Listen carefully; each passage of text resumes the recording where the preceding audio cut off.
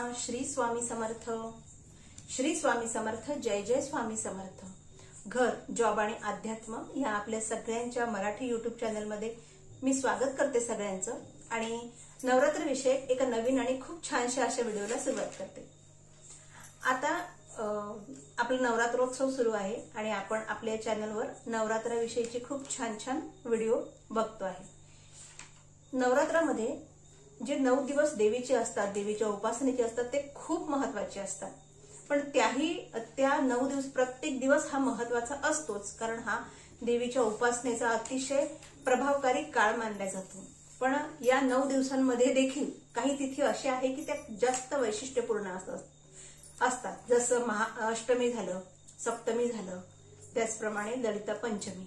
तर ललिता पंचमीला आपल्याला आपल्या मुलांच्या प्रगतीसाठी उपाय करायचा आहे आणि त्याचप्रमाणे ललिता देवीला प्रसन्न करण्यासाठी आपल्याला एक उपाय करायचा आहे आणि हे दोनही उपाय मी या व्हिडिओमध्ये तुम्हाला सांगणार आहे। छोटासा व्हिडिओ आहे, व्हिडिओ शेवटपर्यंत बघा म्हणजे तुम्हाला व्यवस्थित कळेल, स्किप न करता बघा, कारण की मग थोडीशी गोष्ट राहिली तर मग आपल्याला नेमकं करायचं काय हे आपल्या लक्षात येत नाही।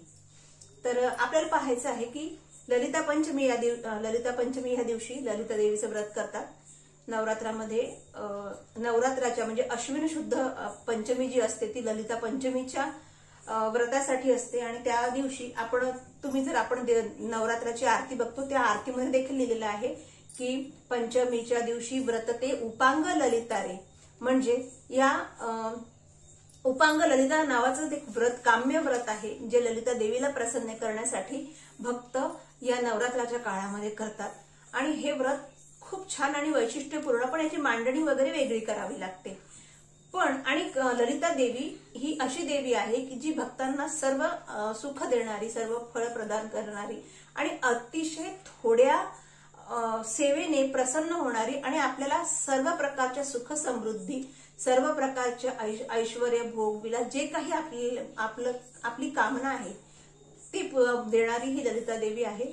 ललिता देवीविषयी थोडक्यात तुम्हाला सांगते की ज्या वेळेस भगवान महादेवांनी, भगवान शिवशंकरांनी आपल्या तिसऱ्या नेत्रांनी कामदेवाचा वध केला होता आणि त्या कामदेवाच्या वधामुळे कामदेवांना भस्म केलं होतं, वध नाही भस्म केलं होतं त्यांना, त्यांचं तिसरं नेत्र उघडून।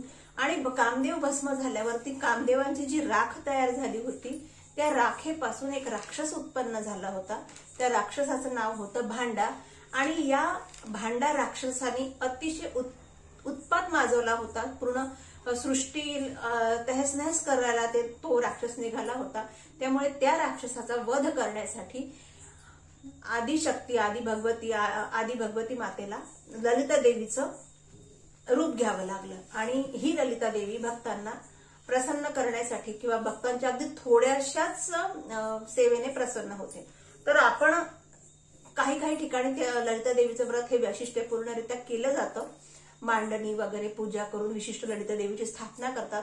पण आपल्याला जर ह्या ललिता देवीला प्रसन्न करायचं आहे तर छोटासा एक उपाय मी तुम्हाला या व्हिडिओमध्ये सांगणार आहे। आपल्या केंद्रामध्ये सांगितलेली ही सेवा आहे की ललिता पंचमीच्या दिवशी आपल्याला ललिता सहस्त्रनामाचं पठण करायचं आहे, जे आपल्या नित्यसेवेच्या पुस्तकात दिलेलं आहे। ललिता सहस्त्रनामाचं पठण करून आपल्याला 48 दुर्वा, जे आपण गणपती बाप्पांना अर्पण करतो त्या 48 दुर्वा, म्हणजे दुर्वांचे ते तीन पानांचे अग्र आपण गणपती बाप्पांना 21 अर्पण करतो, पण ललिता देवीला आपल्याला 48 दुर्वांची एक जुडी आपण जो घट मांडलेला आहे त्या घटावर, किंवा जर तुम्ही माझ्या कालच्या व्हिडिओमध्ये मी तुम्हाला सांगितली होती माझी घटस्थापना कशी केलेली आहे मी, तर त्या पद्धतीने जर तुम्ही देवीला घटावर विश्रांतीसाठी त्यांना देवीची जी टाक आहे ती झोपलेल्या अवस्थेत ठेवली असेल तर तुम्ही ही दुर्वांची जुडी देवीच्या पायावर अर्पण करायचं आहे ललिता देवीच्या नावाने आणि एकदा ललिता सहस्त्रनामाचं पठण जरूर करायचं आहे। आणि तुम्ही ही सेवा प्रत्येक नवरात्रामध्ये करा आणि आपली जी इच्छा आहे ती ललिता देवीला बोलून दाखवा, निश्चितच आपली इच्छा पूर्ण होते। कारण ललिता पंचमीचा तेवढा जो काळ आहे तो काळच खूप महत्वाचा आहे। तर दुसरी एक आपल्याला सेवा करायची आहे, त्या दिवशी एक उपाय करायचा आहे आणि हा बहुधा सर्व सेवेकरांना सगळ्यांना माहिती आहे। हा उपाय आपल्या मुलांची बुद्धिमत्ता वाढण्यासाठी, त्यांना कुशाग्र बुद्धिमत्ता, थोडक्यात काय, आई सरस्वती त्यांच्या जिभेवर विराजमान होण्यासाठी त्यांच्या अभ्यासामधलं कौशल्य वाढण्यासाठी आपल्याला हा उपाय करायचा आहे। आणि हा उपाय आपल्याला प्रत्येक महिन्याच्या शुक्ल पक्षातील पंचमीला, म्हणजे अमावस्या झाल्यानंतर जी पंचमी येते त्या पंचमीला करायचं आहे आपल्याला। या ललिता पंचमीला देखील आपल्याला आपल्या मुलांच्या जिभेवर मधामध्ये सोन्याची काडी बुडवायची आहे। आणि काडी जर तुमच्याकडे नसेल तर तुम्ही अंगठी वगैरे घेतली तरी चालते।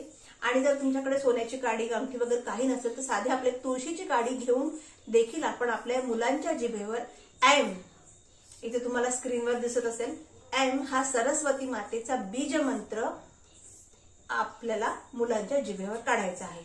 मुलांच्या जे अभ्यासामध्ये असतील त्या सगळ्यांच्या जिभेवर, किंवा आणि आपल्या घरामध्ये जे कोणी जे चांगल्या एखाद्या पदावर असतील किंवा ज्यांचा समाजामध्ये ज्यांना बोलावं लागत असेल जास्त, त्यांना बुद्धीशी अभ्यासाशी जे निगडित असतील त्यांच्या जिभेवर देखील हे जे सरस्वती मातेचा बीजमंत्र आहे तो जरूर काढावा। तर आशा करते तुम्हाला व्हिडिओ आवडला असेल, उपाय आवडला असेल। तर पुन्हा भेटूया अशाच एका व्हिडिओमध्ये। मी लगेच दुसरा एक व्हिडिओ टाकते आहे पुढच्या याच्यामध्ये, आणि तो महाअष्टमीला करायचा उपाय आहे। अगदी 5 ते 7 मिनिटात होणारा उपाय आहे। पण जर तुम्ही ठरवून, जर तुमची एखादी खूप अशी मनोकामना आहे जी पूर्णच होत नाही, तर तुम्ही या महाअष्टमीला तो उपाय जरूर करा। तर पुढच्या व्हिडिओमध्ये नक्की तो चेक करा। पुन्हा भेटूया। श्री स्वामी समर्थ।